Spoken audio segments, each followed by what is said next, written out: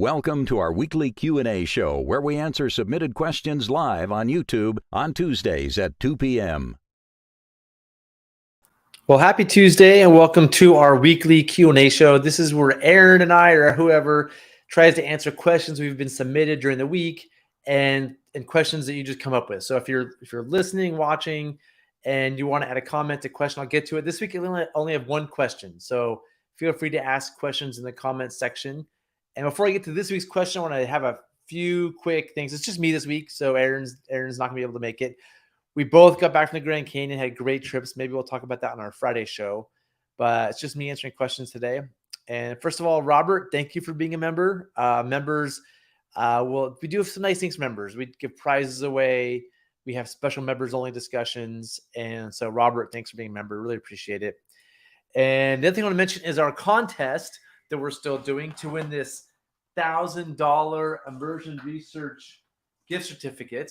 And so there's two brackets to get in the final competition to win the gift certificate.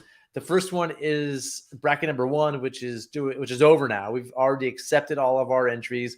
We had 10 entries to bracket 1, which is basically to video yourself doing an IRF throwback assessment. And on the Friday show, we're going to look at all the entries. We're going to judge them, and we're going to declare a winner of the first bracket. We'll have a second bracket soon, and we'll announce that on Friday. And the first top 3 winners of the first bracket, top 3 winners of the second bracket come together in a 6-person contest that we'll do by March to win that $1,000 gift certificate. So it's a good chance to practice, get involved, be a part of the show. So yeah. Hey, Tinley Kuzu Zingpala. Well, I'll see you here in a couple weeks. I'm looking forward to it.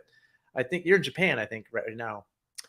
And Josh is you're seconding Tinley's Kuzu Zampola, which is hello in Bhutanese. And Acho is big brother. So that's hello, big brother. And so with I'm going to go ahead and get going with the show. The first question, the one question we have is about aura tower placement. And a couple people I know got the Wing 14.6 and Wing 13-foot boats, which I think are amazing boats. I highly recommend those boats. I designed them, so obviously I think they're really good. I'm not gonna, I think the design is perfect, but of course it's because I came up with the design. And they're thinking about adding a drop bag or a dry box to 13-foot, which is interesting. And so the question is, how important is it to have the aura tower centered on the length of the raft? And I think optimal, we do center the aura towers on the center of the raft. Optimal. And optimally, our weight is also around the center, but it's really hard to meet optimal.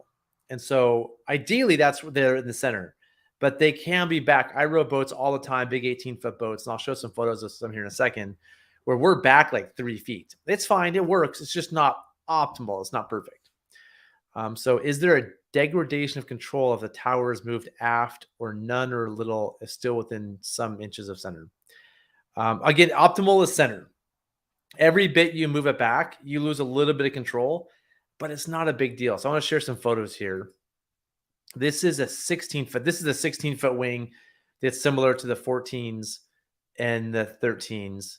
And here the center is like 2 feet back maybe. And it works just fine. This is heading into Greenwall in Illinois. So this is a heavy gear boat, class 5 rapid, and we're probably 2 feet back from the center, and it's working fine.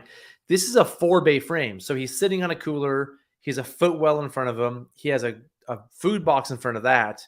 And then in front of that is a table with some stuff underneath. So he's in the far back of the frame in a 4-bay frame. Let's see what the photos I have here that might kind of demonstrate this. Not that one. These are all wing photos. Let's see if we can find more gear boats here. Let's see. Thought I had more. So optimally, that's center mounted right there. That you can see that the aura towers are in the center of the frame on that boat, and I think on this boat too. So if it's just you by yourself, having the aura towers near the center is really helpful, but it's not super realistic with the gear boat. Here's a really good one right here. So this is actually in this one, the aura towers are at the center too, which is pretty miraculous. I would normally run this frame further back. I wonder what's going on. Huh. Yeah, normally I personally would run this frame further back, but here the aura towers are pretty centered.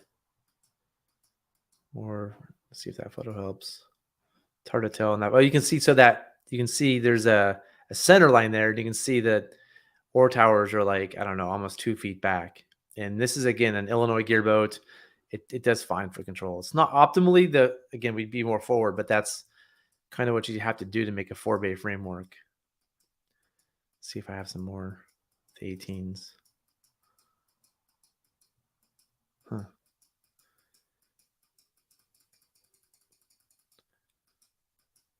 These are just lots of photos I'm going through. That's an 18. Yep. So anyway, that's a long answer, but I'm just going to say that, yeah, ideally you're at the center, but you can be a little bit back. So that's the answer to that question. I don't see any more questions for the week. So we're going to close this show down here in a second. I want to remind everybody, Friday, we're going to be judging the contest. I hope a lot of you can be there. It's going to be really fun for us. We've been gone for a while, so we're excited to do the contest. And we'll be announcing the second bracket on Friday as well. So thanks for everybody for watching. Tinley, I'm looking forward to seeing you here in a couple weeks. And we'll see you all on Friday.